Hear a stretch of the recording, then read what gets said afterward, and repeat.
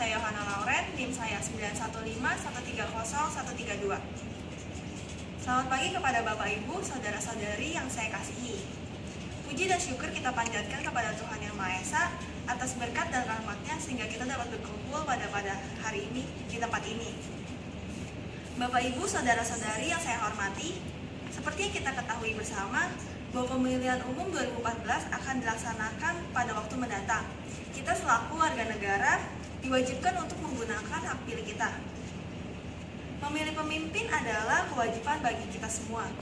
Marilah kita menentukan pilihan berdasarkan hati nurani dan tidak asal memilih pemimpin, karena bangsa ini membutuhkan pemimpin yang dapat memberikan perubahan bagi negara ini. Saudara-saudari sebangsa dan setanah air, adalah sebuah kewajiban bagi kita sebagai warga negara yang memiliki rasa tanggung jawab untuk menggunakan hak kita. Tiba waktu pemilihan nanti, saya sangat berharap serta menghimbau masyarakat semua untuk berkenan menggunakan hak pilih yang sudah ada. Bangsa yang sudah maju ditentukan oleh dinamika dan rasa tanggung jawab warganya. Artinya, jika kita mengharapkan adanya perubahan dan perkembangan untuk negeri tercinta ini, maka haruslah kita memilih sosok pemimpin yang tepat untuk mengarahkan negeri ini ke arah yang lebih baik serta level yang lebih tinggi. Saudara-saudari yang saya hormati, semoga pada pemilu mendatang, semua masyarakat diberikan kesadaran untuk menggunakan hak pilih mereka dan tidak menjadi golput. Mari kita wujudkan rasa tanggung jawab kita sebagai warga negara yang baik. Demikian yang dapat saya sampaikan, semoga bisa menjadi renungan bagi kita semua bahwa kita harus mendukung untuk negeri yang lebih baik lagi. Sekian pidato singkat saya. Bila ada salah kata, saya mohon maaf. Atas perhatiannya, saya ucapkan terima kasih. Nama saya Ferry, NIM saya 915130108. Selamat pagi dan salam sejahtera untuk kita semua. Pertama-tama saya mau mengucapkan puji syukur pada Tuhan karena kita setelah diberikan kesehatan untuk dapat berkumpul di tempat ini. Kata korupsi memang sudah tidak asing lagi di telinga kita bagi orang Indonesia. Secara harfiah, arti korupsi adalah mengambil atau mencuri hak milik orang lain dengan memanfaatkan jabatan secara diam-diam. Banyak kasus korupsi yang terjadi di negara kita ini. Salah satunya yaitu pada saat kasus penggelapan pajak yang dilakukan oleh Gayus Tambunan yang sangat gencar diberitakan di media-media massa. Para hadirin yang saya hormati, kenapa di negara kita ini para koruptor begitu merajalela? Kurangnya kesadaran iman, kurang tegasnya sanksi yang diterima menjadi beberapa alasan untuk saat ini. Bukti kurang tegasnya hukum di negara kita ini. Bagaimana agar situasi tersebut tidak memburuk dan koruptor sebagaimana mestinya? Penjara khusus koruptor. Penjara untuk koruptor ini adalah penjara yang tidak memberikan fasilitas dan dijaga oleh orang yang bermental tinggi dan tidak mudah terpengaruh oleh ucapan. Peranan pemerintah mengenai korupsi yang terjadi di negara ini, kita seharusnya lebih memastikan semua para koruptor ditahan dengan tindakan yang semestinya. Pemerintah juga harus lebih meningkatkan penjagaan agar tidak terjadi praktik-praktik korupsi lagi di negara kita ini. Beberapa pelajar di beberapa daerah di Indonesia menyampaikan usul-usul seperti pemiskinan terhadap para koruptor, seperti pengambilan semua harta atas yang telah dimiliki oleh para koruptor. Hadirin yang saya hormati, negara kita ini memerlukan orang yang hanya tidak memiliki kepintaran saja, tapi juga mempunyai kejujuran dan kepribadian yang baik dan benar. Seharusnya kita mementingkan kualitas, bukan kuantitas. Generasi anak bangsa negara yang baik harus dididik dengan baik agar tidak terlalu mementingkan IQ, tapi emosional dan spiritual yang tinggi, sehingga tidak terlahir lagi korupsi di masa-masa mendatang. Sekian dan terima kasih. Kami mohon maaf jika ada kesalahan dalam pengucapan. Nama saya Viviani Putri Kusuma dengan NIM saya 915130119. Selamat siang kepada Ibu Riris dan teman-teman sekalian. Puji dan syukur saya panjatkan kepada Tuhan Yang Maha Esa atas berkat rahmat-Nya karena kita semua boleh berkumpul di tempat ini dengan sehat sentosa. Pada hari ini saya akan membawakan pidato yang bertemakan tentang peran pemuda-pemudi dalam melawan korupsi di Indonesia. Adalah fakta sedih ketika peran pemuda atau pemudi dengan rasa nasionalisme menyatukan bangsa kini semakin memudar dengan perilaku mereka sehari-hari. Kecintaan kepada bangsa dan nasionalisme bangsa seakan berada di titik nadir.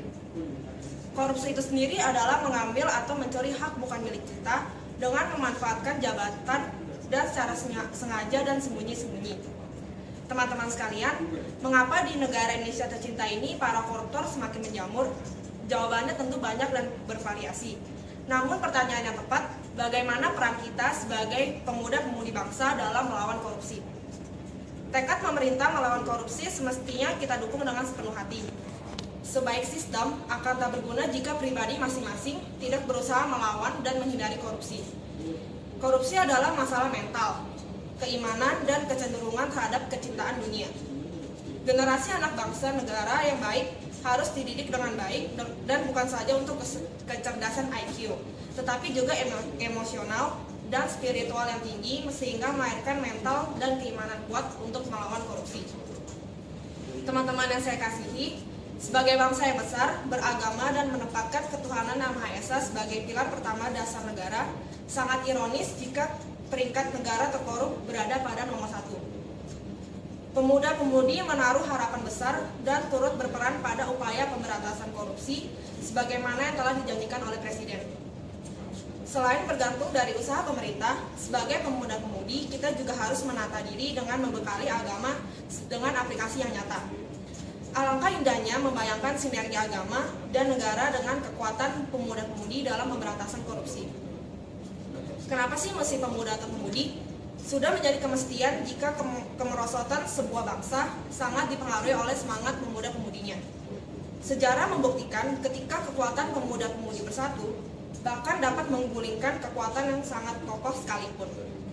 Sebagai kaum pemuda-pemudi yang menjadi harapan bangsa, seharusnya selalu melihat ke depan dengan segala kemampuannya dan berusaha dengan sebaik mungkin agar bisa menjadi kebanggaan baik dalam keluarga maupun lingkungannya. Juga mengabdi kepada agama dan bangsa. Wahai pemuda generasi penerus bangsa, mari sing-singkan bajumu. Mari nobatkan korupsi dan koruptor sebagai musuh bersama. Jangan biarkan hak-hak kita digerogoti oleh mereka para koruptor. Mari sedikit memberi peranan untuk melawan korupsi di Indonesia. Teman-teman yang saya kasihi, akhirnya semoga apa yang saya sampaikan bermanfaat bagi kita semua. Apabila selama penyampaian terdapat hal-hal yang tidak pas dan tidak berkenan di hati teman-teman sekalian, mohon dimaafkan. Sebelum saya mengakhiri pidato ini, saya akan mengakhirinya dengan sebuah pantun. Meski pidato ini tak membahana, bukan berarti tak bermakna. Meski korupsi sudah merajalela, tunggu saja peran muda. Terima kasih dan selamat siang. Assalamualaikum warahmatullahi wabarakatuh. Salam sejahtera bagi kita semua. Pertama, saya ucapkan puji syukur kehadirat Tuhan Yang Maha Esa atas segala rahmat dan karunia-Nya sehingga kita masih bisa berkumpul dalam kesempatan yang berbahagia ini. Tidak lupa pula saya ucapkan banyak terima kasih atas kesempatan yang diberikan kepada saya untuk berdiri di hadapan hadirin semua dan berbicara mengenai narkoba pada generasi muda dalam rangka Hari Anti Narkoba Sedunia yang jatuh pada hari ini. Generasi muda narkoba merupakan dua hal yang sangat berhubungan erat karena belakangan ini banyak ditemui di beragam kasus narkoba yang melibatkan generasi muda kita. Bukan hanya sebagai pemakai, tidak sedikit generasi muda rela menjadi pengedar narkoba sehingga semakin membuat pelik permasalahan tentang narkoba di lingkungan generasi muda. Terlibatnya generasi muda Indonesia pada jaringan narkoba internasional juga disinyalir telah marak terjadi akhir-akhir ini, sehingga membuat pihak kepolisian dan aparat yang terkait harus bekerja ekstra keras untuk mengungkap serta minimalkan hal-hal yang tidak baik tersebut. Satu hal yang sungguh mencengangkan adalah semakin luasnya peredaran narkoba saat ini, bahkan tidak merambah sampai ke lingkungan sekolah dasar. Sebuah tamparan yang cukup keras bagi para penegak hukum, tentu saja. Kita tidak bisa semena-mena menyalahkan para generasi muda tersebut. Mengapa sampai mereka terjerumus ke dalam lingkungan setan tersebut? Adalah sebuah langkah yang bijak bila kita mencari akar pokok permasalahannya. Mengapa sampai mereka tergelincir ke dunia narkoba? Bila masalah utama ada pada peran orang tua yang kurang memberikan perhatian, serta kasih sayang kepada anak-anaknya, pola pendekatan kepada orang tua harus segera dilakukan. Demikian juga bila ditemukan pemicu masalah yang lain.